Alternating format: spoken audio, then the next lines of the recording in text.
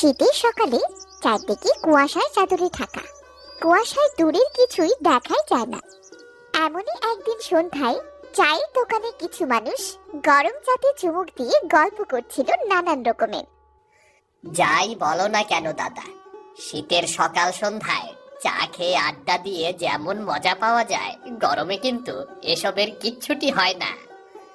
হ্যাঁ দাদা, ঠিকই বলেছ। গরমে খালি গরম আর গরম, খেয়ে পরে শুয়ে কোথাও যেন শান্তি নেই। কি যে বলো না দাদা, আমার তো গরম ভালো লাগে। শীতে গোসল করা যে প্যারা, গোসল করতে গেলে পানির কাছেই দাঁড়িয়ে থাকতে হয় আধা ঘন্টা। কি যে একটা যন্ত্রণা। সন্ধ্যা পেরিয়ে রাত তো হতে চললো, সবাই এবার বাড়ি ফেরা যাক নাকি? বেশি রাত করে গেলে আবার ওই পুরাতন বাড়িটার ওখানে বট গাছটির কাছে খুব ভয় করে। ভয় করবে না, শুনেছি ওখানে কোনো ডাইনি থাকে। রাতে নাকি ওই ডাইনিটি ওই গাছে বসে বসে কাঁদে আর হাসে। সে যাই বলো না কেন দাদা, ওই বাড়িটায় যদি মানুষ বসবাস করত তবে কিন্তু এমন ভয় থাকতো না। জমির মাল কিন্তু মারা গেছে, শুনেছি সরকার থেকে বাড়ি সহ জমিটা একদম সস্তায় বিক্রি করবে। যেই নিক না কেন, থাকতে পারলেই হলো। যেই না ভূতের বাড়ি। দাদা, আরেক কাপ চা দাও, খেয়ে সকাল সকাল বাড়ি ফিরি।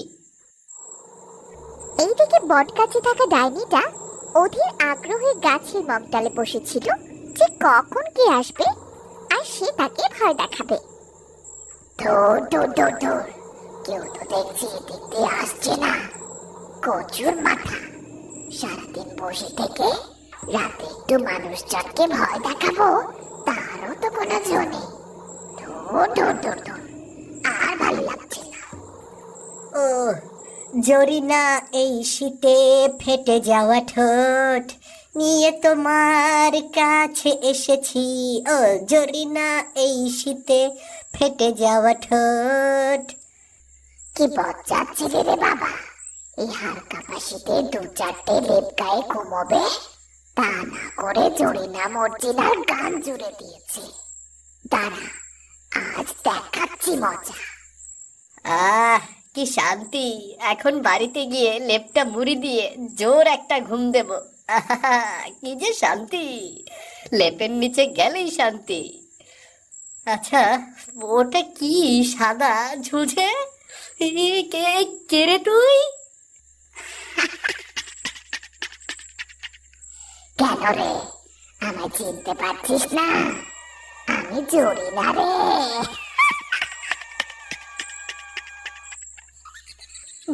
বাবারে, ডাইনি! দৌড় দে রতন, দৌড় দে! এবার একটু ভালো লেগেছে। এই মানুষগুলো বোকা বটে, আমায় দেখে ভয়ের কি আছে? আমার সাথে গল্প করলেই তো পারিস।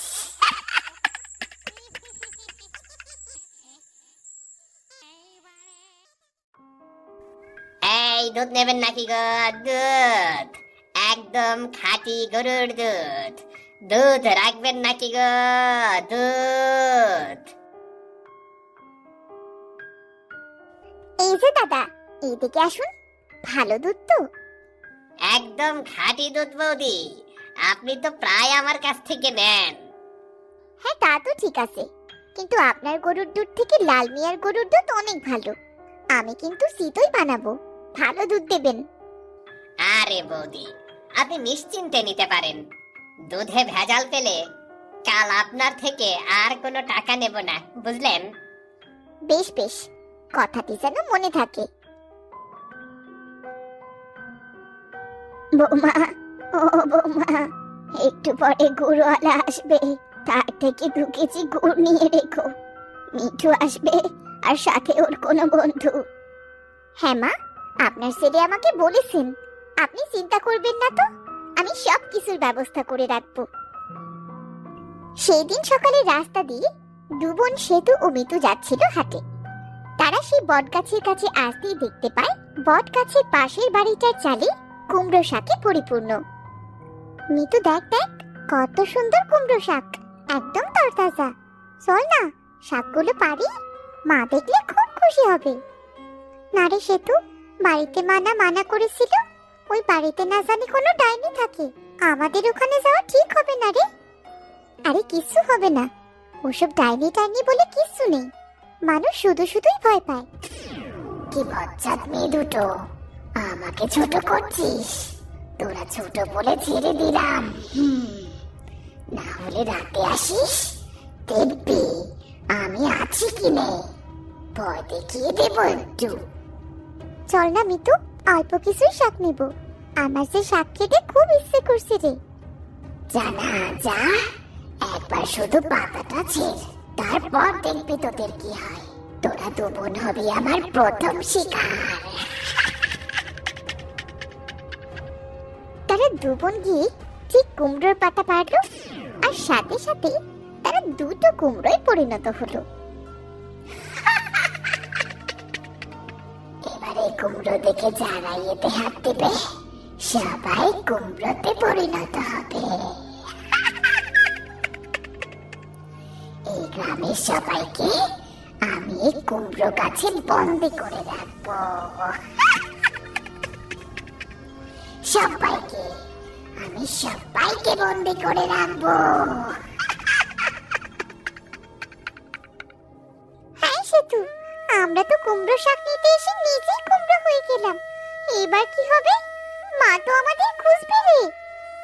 তোর কথা শোনাই তো ভালো ছিল রে মিতু, এবার তো আমাদের সারা জীবনে কুমড়ো হয়েই গাছে থাকতে হবে। যতদিন না আমার মুক্তি মিলবে ততদিন তোদেরও মুক্তি মিলবে না।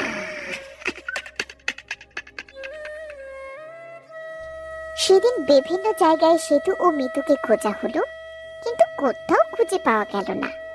এতে করে সেতু মিতুর বাবা মা খুব ভেঙে পড়ল। এবার কি হবে গো? ওগো, তুমি আমার মেয়েদের এনে দাও। নিশ্চয়ই এসব ওই ডাইনির কাজ, নিশ্চয়ই নিশ্চয়ই সে সেতু মিতুকে খেয়েছে। এমন কথা বলো না গো বৌদি, এমন কথা বলো না, বাচ্চা দুটো ছাড়া যে আমাদের দুনিয়াতে কেউ নেই, এমন কথা বলো না। সারা গ্রামে রাতুলের মেয়ে দুটো হারিয়ে যাওয়ার কথাই হইচই পড়ে গেল। বুঝলে নেতাই দাদা, আমাদের রাতুলের মেয়ে দুটো আজ দুদিন হলো নিখোঁজ। প্রায় মানুষের মুখে শোনা যাচ্ছে বট গাছের ডাইনিটির কথা গো। চোখে না দেখলে বিশ্বাস করব কেমন করে বলো? আমরা তো কেউ কখনো ডাইনিকে চোখে দেখিনি, এসব গুজব হতে পারে। মাঝ রাতে কারো কান্নার আওয়াজ ভেসে আসে, এটা আমি শুনেছি। আমরা তো কখনো শুনিনি, গুজবে কান না দেওয়াই ভালো, আগে নিজের চোখে দেখে নেই। সন্ধ্যা হতে চলেছে, এখানে আর বসবো না গো, আমার খুব ভয় করছে, রাত হবার আগে আমি বাড়িতে যাব। যাও যাও, এই ঠান্ডার ভেতরে বাইরে বসে আর কি করবে, যাও যাও, লেপের নিচে গিয়ে গা গরম করো। সন্ধ্যের পরপরই একে একে সবাই বাড়ি ফিরে গেল, থেকে গেল নেতাই। সে একটু রাত করে চায়ের দোকান থেকে বাড়ির পথে রওনা দিল। যখনই সে বটগাছের কাছাকাছি এলো, বাহ বাহ, এখানে তো দেখছি মিষ্টি কুমড়ার গাছ হয়েছে। কবে হলো? আগে তো কখনো চোখে পড়েনি। দেখছি তো গাছে দুটো মিষ্টি কুমড়াও ধরেছে। যা যা, কুমড়ো নেই, তোদের জন্যই তো রেখেছি ওখানে কুমড়ো।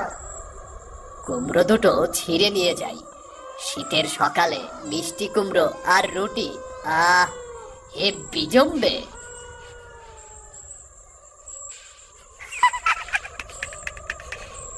মিষ্টি কুমড়ো খাবি রুটি দিয়ে? এবার তুইও একটা মিষ্টি কুমড়ো হয়ে যা। ডাইনি! হ্যাঁ আমি। তা ভয় পাচ্ছিস কেন রে? সন্ধ্যায় চায়ের দোকানে তো বললি তোর ভয় নেই, তুই ভয় পাস না, তবে এখন এখন কেন ভয় পাচ্ছিস? দয়া করে আমাকে ছেড়ে দাও, আমি আমি আর কোনোদিন এদিকে আসবো না, আমি আর কোনোদিন এদিকে আসবো না, আমাকে ছেড়ে দাও। আগে আগে আমার মুক্তি মিলবে, তারপর তোদের। থাক, এখানে বন্দী হয়ে থাক। আস্তে আস্তে গ্রামের বিভিন্ন মানুষ গায়েব হতে লাগলো, আর এদিকে সেই নির্জন বাড়িতে মিষ্টি কুমড়ো গাছে কুমড়ো বাড়তে লাগলো। প্রায় রাতে ডাইনিটির কান্নার শব্দে গ্রামের মানুষ আতঙ্কিত হতে থাকতো।